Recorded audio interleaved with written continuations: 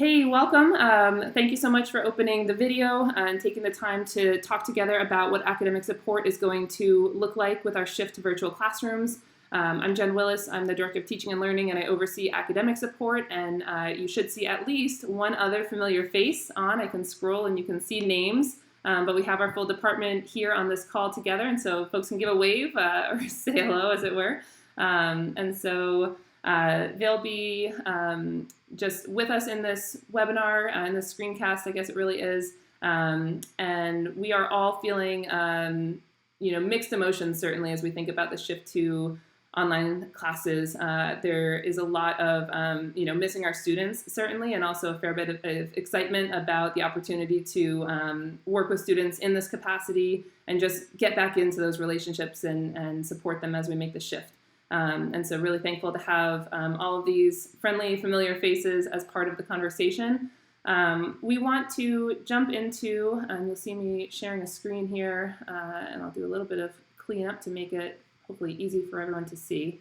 Want to jump into really the presentation itself, talking about supporting our students at home, thinking specifically about academic support and the shift to virtual classrooms.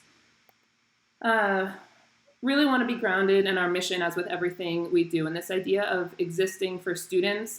We want to really intentionally extend it in this conversation to existing for students and their families. The transition to virtual classrooms is unexpected. It is not anything that students signed up for. Certainly, it's not anything that our faculty signed up for at the start of the year. This was not what we saw coming, and really it's not anything that families signed up for. And so we're all making this jump together, and we really want to be here for both you and your student as we transition in the platform here.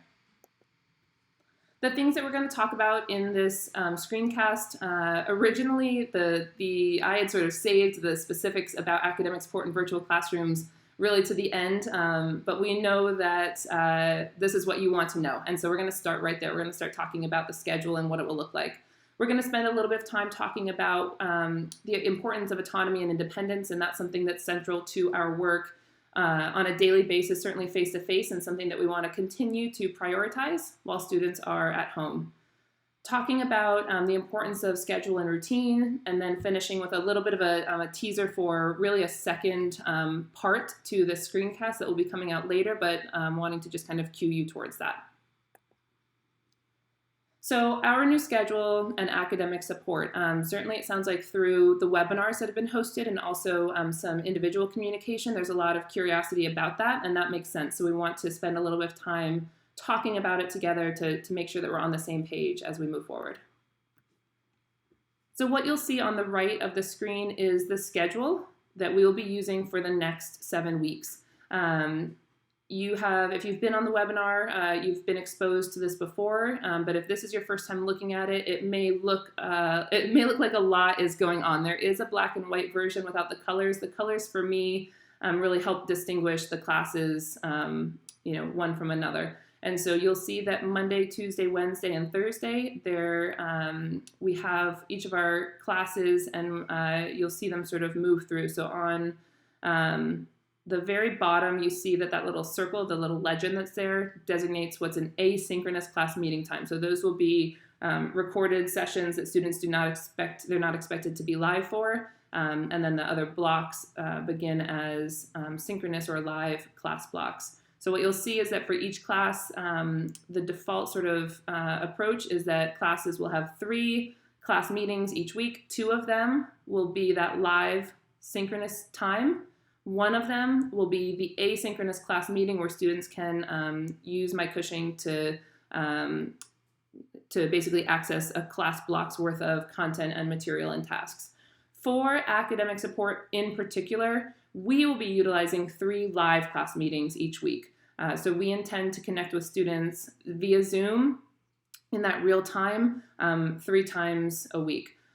We are, we're going into this entire 7-week window with really wanting to have a balance of structure and flexibility. And so what we know is that we are going to need flexible scheduling for academic support to accommodate time zones, but also to accommodate any other wide range of things that students are experiencing at home. And so what our plan is, basically within this basic expectation of 3 live class meetings each week, during the first week, we will develop schedules with students individually to make sure that we can meet the needs of students, both in terms of supporting them with academics, but also in terms of just time. When are they available? What's going to work best for them? And then in the following weeks 2 through 7, we will work to follow that schedule, but honestly also to adapt as necessary. We can't predict out into the future very far at this point, and so we want to make sure that we are working with students to figure out a format that is going to best support them, with the recognition that things may change. As we think about communicating those changes, we're really going to look to you all at home for cues on how to best do that. We have students where, and we'll talk a little bit about independence and autonomy in a couple of minutes, but where, you know, we're all on the same page that we want the student to truly be the driver of their academic experience, and we want them to be really flexing those muscles and developing the skills around independence and autonomy. And whether that's because, you know, they are a senior and looking to be moving towards college next year, or just because they're really ready for that, and we've handed over some of that sense of autonomy and support, working to develop that. It may be something that we're communicating those changes with the student really directly, and you as the parent or guardian or family member may not necessarily want to know exactly the schedule that we're following. Other families may want more information, and so we want to think about doing that individually and figuring out what the best process for communication is going to be with you all. We ask on your end for communication, both for you as parents and guardians and family members, and also really asking the students to maintain really consistent communication with us in academic support. Advisors are also going to be a really good partner. But we're thinking in particular about access to Gmail, access to MyCushing. If you have compromised access to Gmail, we can work around that. But for students, where domestic students in particular, but also students around the world where Google is not problematic or disrupted at all, Gmail is going to be a huge place to get information. And so asking students to be logging into Gmail every day, monitoring that.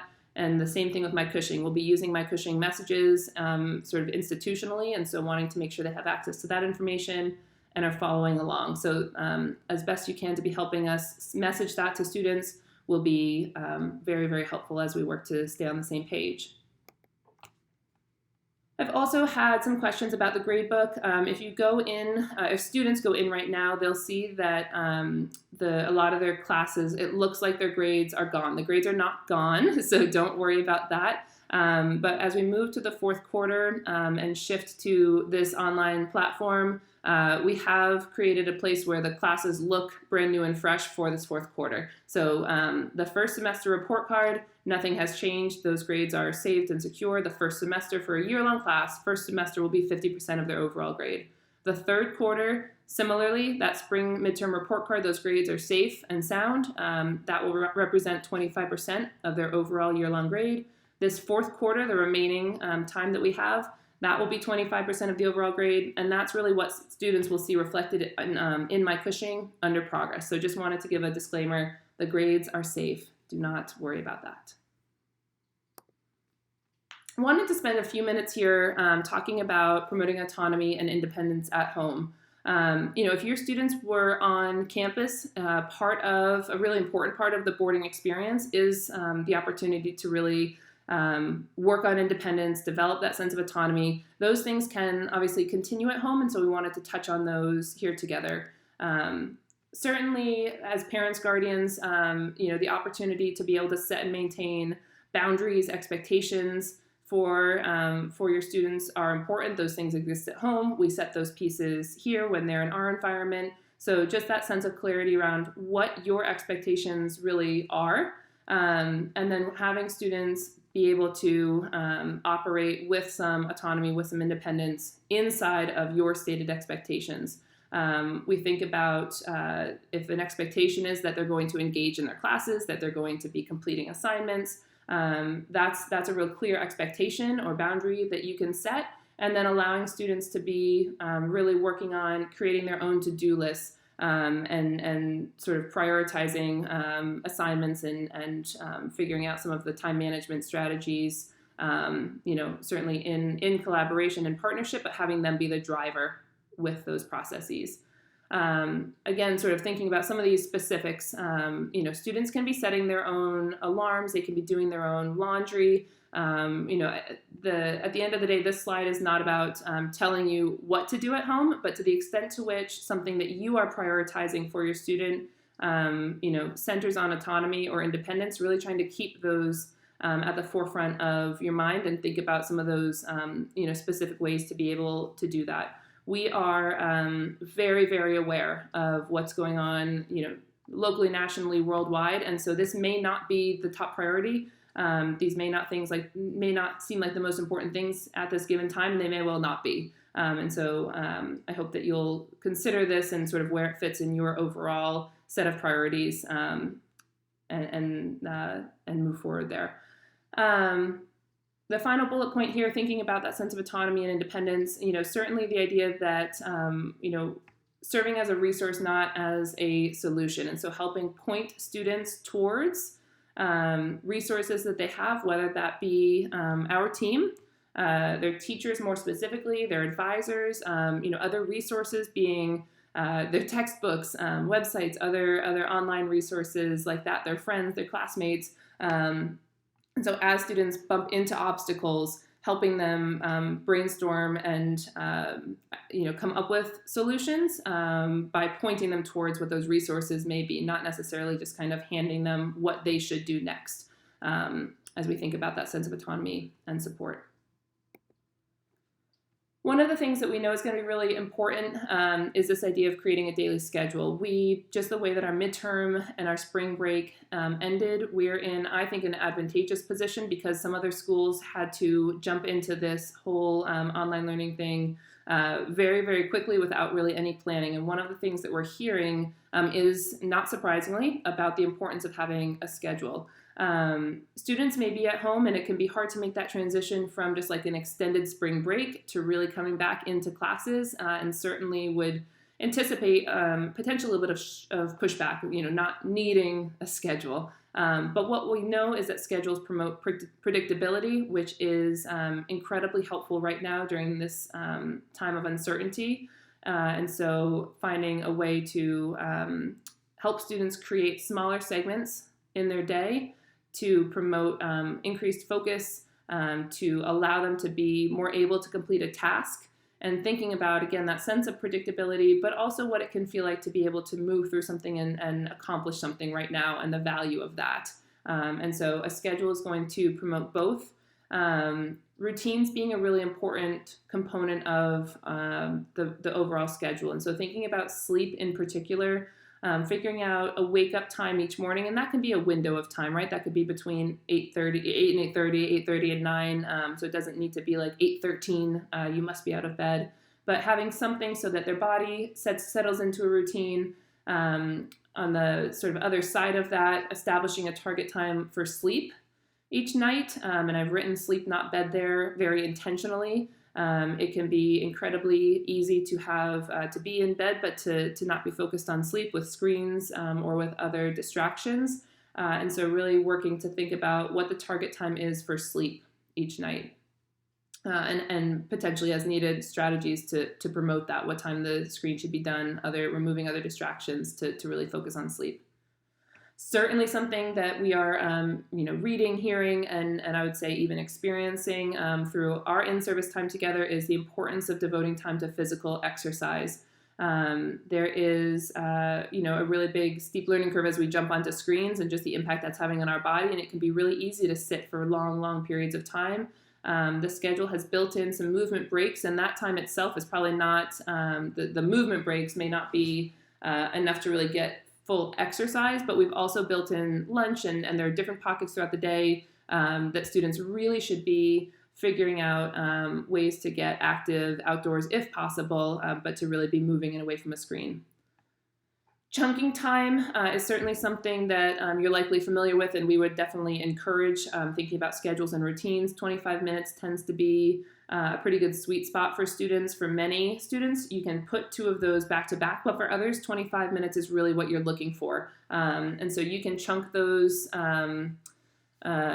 study blocks by time, definitely thinking about that 25 minutes, or you can do it more by task, so trying to accomplish something in particular. If you're going by task, would still encourage you to be thinking about the 25-minute sweet spot. So if a student knows that something, a reading they need to do or whatever it may be is going to take 90 minutes for whatever reason, to be asking them to break that down into smaller parts. And so thinking about the chunking piece there. And then building in recovery time, as I talked about, that connects to physical exercise, but recovery time can also just be playing games, reading, largely doing not much at all, but recovery time, really thinking about screen-free recovery time to allow them to just have a little bit of a break from the screens and from their academics as well. In terms of homework and task completion, we really encourage some of the hardest tasks that students are focusing on those during the day. That's when we will be most available as academic support. That's when the teachers will be most available. And most likely that's when sort of physiologically they're going to be ready to work on those tasks. If there are additional tasks to be completed, saving the easier ones for the evening, it is hard to say exactly what a student's workload is going to be right now. What we have really been talking with teachers about is not overloading, not pushing content, and wanting to make sure that we are engaging in really meaningful learning experiences. And teachers have done incredible work over the course of this week developing those ideas and getting their classes all settled with very student-focused ideas and activities. So I can't necessarily speak to exactly what the workload is going to be, but wanting to just sort of think about how we're asking students to engage in that, and especially at home with the schedule, knowing that we can put things off a little bit differently, potentially using virtual classrooms. And we will certainly be talking with students about identifying time during the day itself to be completing those tasks and assignments. We would also encourage you to be thinking about designating a space for school-related tasks. So when they're attending their classes via Zoom, when they're completing that work, ideally that is a space that has access to a table or a desk.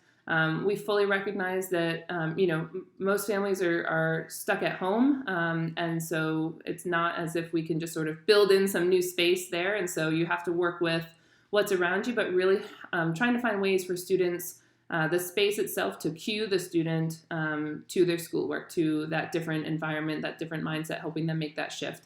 And so thinking about setting up a space that allows them to make that shift. This isn't just another look at the schedule. Again, thinking about the overall structure of it. Students, in terms of live time, are done no later than 3:35 on any given day. On Tuesdays and Thursdays, they're done at 2:30, so that there's a fair amount of that afternoon chunk.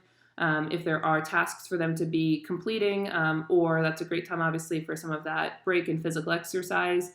The mornings shift in terms of time as well. So Tuesday and Thursday, there is an 8:30 a.m. start, but the other mornings, there's a lot more flexibility in terms of if that's a good time for either physical activity or some of that academic engagement. You see the office hours built throughout the week. We'll really be working with students to, schedule time with their teachers in those windows, as much as makes sense for them. And so wanting to just balance a lot of those different pieces together. The schedule is really built with a wide range of students in mind. We have built-in time throughout the week for work during the day. We have built in those additional times for contact with teachers via extra help. And the balance of synchronous and asynchronous classes, so those live classes and really those sort of like preloaded, recorded classes and activities.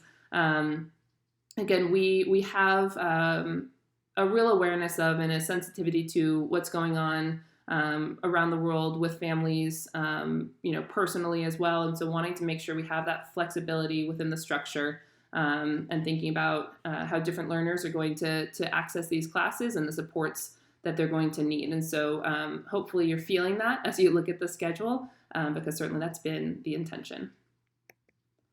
I'm going to do a quick teaser for a second screencast that we'll send out that basically talks about dealing with uncertainty and anxiety. I mean, this is so prevalent right now. And a lot of what we'll talk about, if you have been exposed to Lynn Lyons before, then a lot of the material we'll talk about will feel very familiar to you. But if you have not, I would encourage you to think about looking her up on Facebook is probably the easiest, and certainly free way to get access to some of her work. She has done a couple of Facebook Live sessions. On the left side, you see a book that she co-authored with Reed Wilson called Anxious Kids, Anxious Parents. And so I ask you to be on the lookout for that second screencast and really encourage you to please watch that, as it's incredibly relevant really all of the time, but especially right now.